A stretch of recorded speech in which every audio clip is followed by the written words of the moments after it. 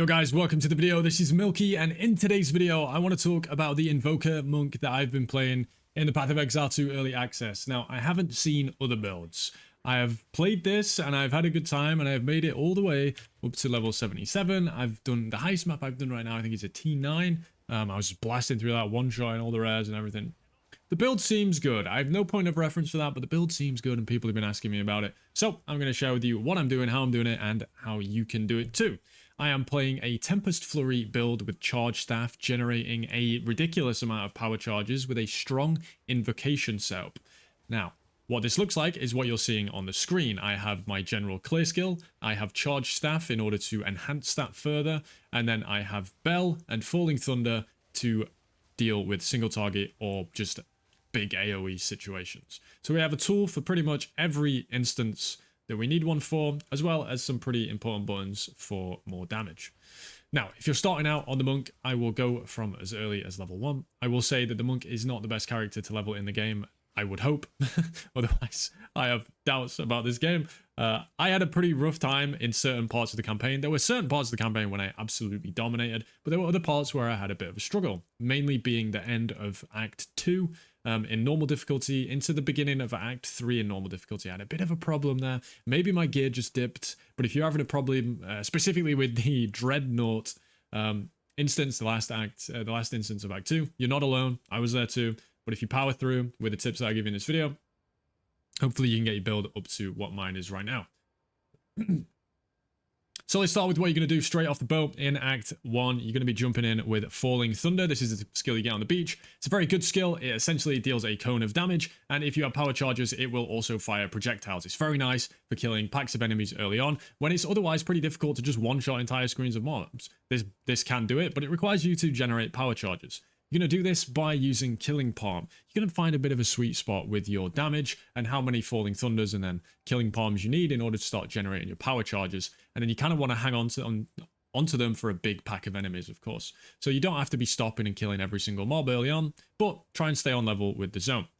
Next, you're going to grab Glacial Cascade. This is really important early, and the reason for it is there are just some bosses that are almost impossible to do in melee range when you're that squishy and you have pretty low damage early game as a monk. I found Lachlan, I think he's called, the graveyard boss, to be very, very difficult as strictly melee. So what I was doing is I was Glacial Cascading at a distance, then maybe firing off one Falling Thunder, then backing up and doing the same thing, and then Falling Thunder as he approaches, run away, rinse and repeat until you get him kind of using the pillar to run around and kite him. There are just some bosses that it is better, in my opinion, to do it that way with Glacial Cascade, so we had that for that situation. Bell just enhances your damage dramatically. Very important to get it. The impact deals an attack damage of 257, so that's placing it. The shockwave does 171, but this damage also scales with the damage based on how many ailments you've affected it with. So you're probably going to affect it with chill, freeze, and shock, which is going to be 90% more damage. So we can basically say it's about 350% of your attack damage. It's not actually how it works, but let's just say this. That is a lot, and it can happen like, what, 10 times to the bell early on? Very strong. Obviously, early on, it's a bit harder to trigger it as it is late game. But early on, placing the bell down and just absolutely going to town with Tempest Flurry or Ice Strike is the go-to. So your biggest thing that you want to reach early on as a monk is to get to, I think he's called the Executioner. Once you kill the Executioner, if you go back to town, you'll be awarded with a level 5 gem. Select, in my opinion, Ice Strike. Later on, we're going to use Tempest for it, but early on, I just found Ice Strike to be much more comfortable to play with. As you are freezing mobs, it has a little bit of a dash built in, and you're just going to have a bit of a better time, in my opinion. You can pick up a Tempest Flurry if you get another level 5 gem, by all means, and you can have 2 different setups. But for me, until I got Charge Staff, I used Ice Strike. Now, one of the main things people ask me is, why does my Tempest Flurry look like that? And the reason is because Charge Staff exists. Once you get your first level 9 skill gem, this is when your build truly starts to pop off. You are going to get this buffing skill that grants 1 to however many added lightning damage per power charge. It's also going to give you duration based on the number of power charges consumed. So it's very, very long. You can also add in increased duration, stuff like that, so that it lasts longer. And you don't have to press this that often, but you do need to generate power charges. And the reason for that is it adds a shockwave to your attack that deals a decent amount of attack damage, but it just adds extra coverage and extra consistency, and it just makes Tempest Flurry feel so much better. Tempest Flurry does feel a bit clunky without this, and I wouldn't dream of playing it without it. So how are we going to generate power charges? Well, outside of the obvious that we've already gone over in Killing Palm, we also have a pretty weird one coming out of the occult tree. If I grab it here, it is Profane Ritual. This says marks a corpse with a profane rune dealing chaos damage over time to nearby enemies. When the ritual is complete, the corpse is consumed and you gain a power charge. You can self-cast this as early as having a, I think it's a, what was it, level 7 gem? Let me just double check. It is a level 7 gem. So at level 7, you can get this, and you're basically going to self-cast it on the mobs. Each cast is going to be 1 power charge. For now, later on, we're going to get a better way of doing this. But early on, it is going to be a level 7 gem, and you're going to have to cast it once per power charge. And early on, you don't need that many. As long as you've got enough to keep your charged staff up, you're going to be chilling, because once you activate this with your maximum number of power charges, you don't have to use 6 next time. You can use 1 to refresh the buff and 1 to refresh the buff over and over again, or you can just fill back up and use 6 again. It's completely up to you, but you don't have to. You keep the damage as if you had 6, if you keep refreshing a 6 buffed one. Then against bosses, because obviously we're not going to be consuming corpses against bosses, we need to use Siphoning Strike. What this allows us to do is when we shock the boss, we're going to pull that shock off them to gain a power charge, and then we can activate our charge staff. Now, the important thing about this charge staff is that additional hit that it gives us. This allows us to kill our bell faster so that we can build another and place it again. And then you just keep cycling bells until you kill the bosses. And you'll notice when you get this going, your damage really skyrockets. So it's very important to get your bell positioned correctly so that you really do a ton of damage to the boss. I'm just realizing all the innuendo in what I'm saying right now. But yeah. Tempest Bell, under the boss, blast. Links for the Tempest Bell, I've been using Rage, Font of Rage, and Close Combat. You could also use Conk Effect if you don't mind it having very little AoE. You've got to be a bit more precise where you place it. Use it instead of Font of Rage if you do so. For your Tempest Flurry, Crescendo for that extra final strike is very nice. Martial Tempo, more attack speed, more charge staff shockwaves. You get the drill. Primal Armament gives you more weapon and elemental damage. And Inspiration, I'm using as my 5-link for reduced cost, as these do scale quite high in levels and cost. You can see if I didn't have this on, it'd be 37 mana per attack. We attack very fast. That's a lot of mana being consumed. Charge Staff, I use Perpetual Charge in order to not remove my charges. Persistence for more duration. Innovate for additional lightning damage when I kill a shocked enemy with this. And then more chance to shock so that, you know, I get more Herald of Thunder procs, stuff like that. Now, where's the magic happening that really gets this build off the ground? The answer is once you reach 175 spirit, you could do it a bit lower. You could do it at 150 technically, but you'd have to drop clarity and cannibalism. If you did drop cannibalism, come in and grab life from death on the tree. It gives you a pretty similar effect. But what's going to happen is you're going to unlock Reaper's Invocation once you get, I think it's a level 14 Spirit Gem. When you kill an enemy whilst having this on, you're going to gain some energy. That energy amount is going to be based on the tier of the mob. Normal mob gives 25, magic gives 50, rare gives 100, unique gives more. Okay? Now, every time you kill them, you're going to charge up that energy, and it's going to store a cast of your Profane Ritual. That thing that has an annoying 1-second cast time that you need to press every time you need a power charge. 1 power charge. Super annoying, right? But as soon as you get this on, you press it once when it has, you know, 6 stored up.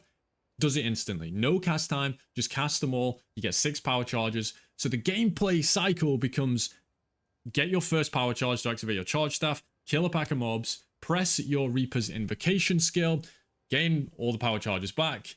Then you can either choose to use your Falling Thunder for the additional, you know, like big damage, kill the entire screen kind of thing. And then again, press your Reaper's Invocation because you just killed all those mobs. So you can get all the power charges back. Rinse and repeat. You see it. So it becomes very automated. You still have to press Reaper's Invocation, but in some ways this is a good thing because you can wait for it to like charge up to having 6 power charges and just pop off that way. Early on, obviously, you're not going to have this for Spirit. For Spirit early on, I went with Herald of Thunder, Wind Dancer, and Ghost Dance. Obviously, very nice combo with Wind Dancer and Ghost Dance, especially once you start getting a bit of ES to replenish. It's going to feel really good. Herald of Thunder adds, it's actually quite a lot of attack damage to the bolts. 214% attack damage for a number of hits after killing a shocked enemy. It's very nice for clearing. You can see that it really does aid with the clearing for sure. And then Falling Thunder. I'm using Ricochet, Lightning Infusion, and Culmination. Ricochet does work with this skill. You can collide off of terrain, which is very cool.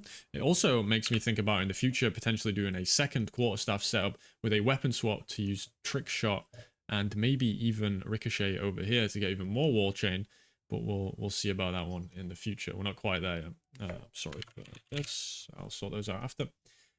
For the tree, starting off, you want to path through the additional lightning damage, come down, grab this extra cold. The freeze build-up is actually very, very nice, even on, you know, a lightning build. As long as you get a bit of added cold somewhere, well, I mean, you get added cold from this already. You are going to freeze things, even with this, especially once you get the bell down and you start attacking that. You're definitely going to freeze things still. Then grab a Blinding Strike, and then I did the long trek all the way over here to get these nodes. Would I do it again? Probably not. I'd probably come in and grab all of this, come down and grab Reaching Strike, and then I would think about maybe going and grabbing the Quarterstaff nodes and the additional power charges.